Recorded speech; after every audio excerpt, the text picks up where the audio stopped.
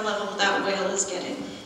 Well, when a big ship comes from Vancouver and goes up the strait, you can tell by the propeller frequency and the engine what kind of boat it is. Mm-hmm. So you know whether it's a big one or a small one. A power boat with an outboard is doing a lot higher RPM. Right, but they're doing different things, and they're different distances from the whale. So the whale may be hearing something completely different when a vessel is 4 miles away. A big vessel is 4 miles away going 15 knots, these large vessels. And a lot of that noise is below the area where these killer whales are most sensitive to hearing. So we know all these different aspects of vessels, and we can try and model and try and understand what we think the actual output is going to be. But by using these tags, we can actually start to see, and that's why we are using them, is because we only know from speculation and modeling attempts what that sound level is going to be. Thank you. Sure. Does airborne noise impact the whale behavior, like a Navy jet flying low right over the middle?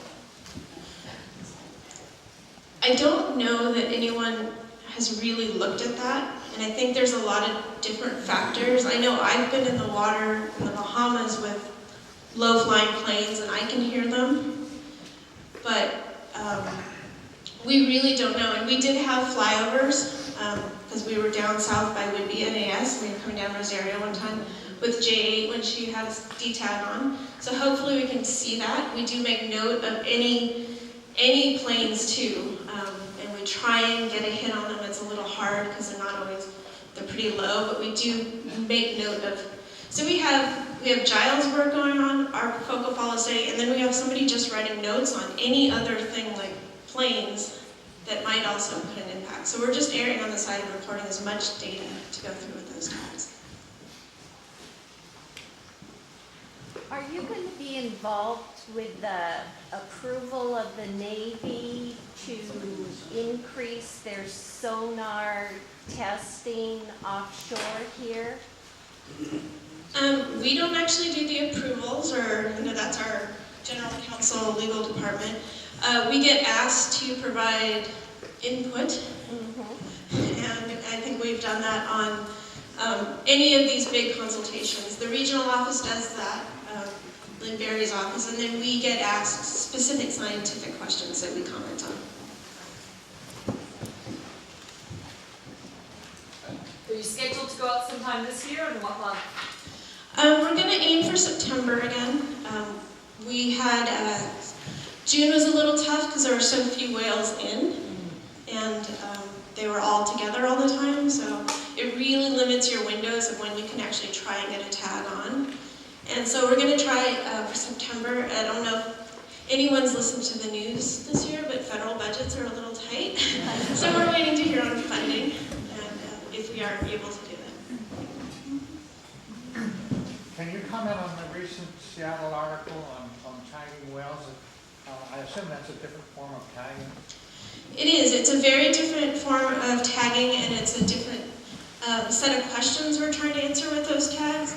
So I'd like to keep these questions to this, and if people have specific questions about the satellite tagging, they can come find me, and I'd be happy to address them as best I can. How many tags do you feel you need to have a good representative sample of research? Could you have kind of a small number today? Yeah, it's really hard to pinpoint a number of tags you need, because you can put a tag on one of our deployments in, let's say that. Depends on the question you're asking. So if we're looking at just received levels, it probably doesn't take a whole lot of tag data. If you're talking about foraging behavior and how those received levels affect foraging behavior, you have to have a tag on a whale that's foraging. And so we can put one on in the morning, and then the whale can spend all day foraging or decide not to.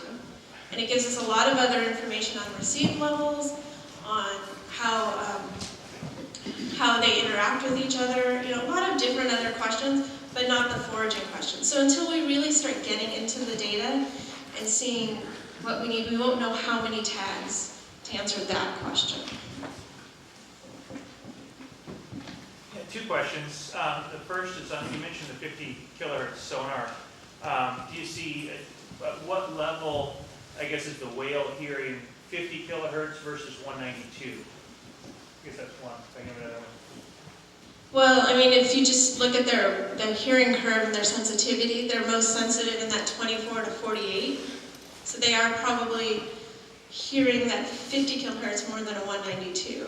And this is something that we've been asked about. We don't know anything about the effect of depth sounders that are pretty much used a lot by private boats extensively that are fishing in that area. So I'd say from their hearing sensitivity, they're probably hearing the 50 kilohertz. Some of these sounds dissipate quite quickly because they're high frequency, but this is actually what the whale's receiving. So even though those boats aren't right next to them, they're still receiving those sounds. Right. Yeah, most of the sport boats you're seeing in the summertime are 95% of them are going to be in that 192. 50 is much more of a commercial grade.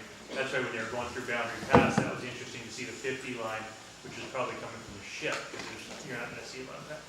The other question, you mentioned avoidance a few times at the beginning of the presentation. In southern resident killer whales, has there ever been, other than the shoot, has there ever been an obvious avoidance in 2 years of study due to high noise or high traffic? We have not observed that, no. But we don't know the ceiling, and so this is one of the, couple of my colleagues at Northwest Fisheries Science Center are actually looking at the energetic cost to actually compensate, so to keep calling louder and louder, or for echolocation. So we don't know what their ceiling is, how loud they can call louder without it affecting them. So we don't know what level would cause them to avoid or leave an area. Are we in the back? Do you expect any of the DTAG data to reveal communication amongst the orca, changes in behavior based on what you're hearing? Yeah, I mean, there's definitely ways to get at that. Again, you have to have the right situation with the tag out. There's a study that was we just got back from the Biennial Marine Mammal Conference, and they did a study on pilot whales where they actually put 2 DTAGs out in a group and looked at the communication between animals in the group and the received levels of calls when one animal was diving, the other animal was at the surface, and how far apart they are. So if you were able to get 2 tags out, you can actually start to understand some of those questions, like what's the transmission loss of calls between animals, what is the whale receiving, and we hope that we can start to get some insight onto, especially when it comes to prey sharing, what cues in a whale that another whale has got a fish, because that's something we see. We'll see a whale just stop at the surface and wait, and then the whale comes up next to it and it's got a fish. So they obviously are hearing each other and knowing that another whale's catching food, I'm going to stick around and wait. So passive listening is probably really important to them too. I've been once up diving in this coastal part of Norway, and that was during the killer whales feeding there, during carousel feedings. And there was a NATO exercise targeting submarines, or submarine detection exercise. And around about that time, there were up to 900 killer whales in the larger fjord system, and it cleaned out the killer whales effectively within 1 day. There were lots of protests after that, and they stopped the exercise 2 to 3 days into the exercise, short of what they were targeting. And it took about a week or 2 for the killer whales to come back. Do you have similar concerns about Navy exercises in the system yet?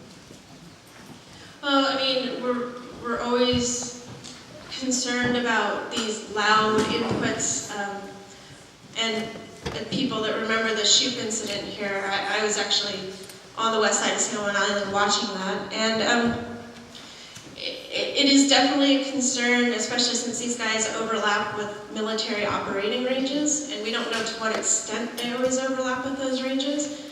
So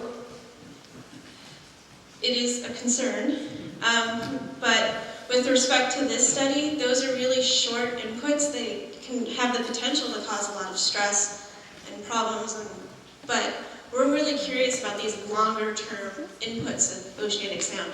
These guys come in and they spend time off of Commencement Bay or Seattle, if you want to hear noisy, and goodness gracious, it's pretty noisy in here. And anybody spends any time listening to the Port Townsend hydrophone, you want to I see people nodding their heads. So that's what we're really addressing with this study. Does that answer the question? Yes. Good. In your presentation, you mentioned the term stranding. What's a stranding? In the case that I was talking about here, there's been a couple, there's actually been more than a couple now, cases where beaked whales have come into shallow waters or stranded on beaches. So most of the time still alive, but in other cases not alive by the time they find them. And whales don't do well out of water. So that's what I was referring to. I think Kelly wants to wrap things up. And if people want to see these videos, I can show them to them on my phone. It's amazing what technology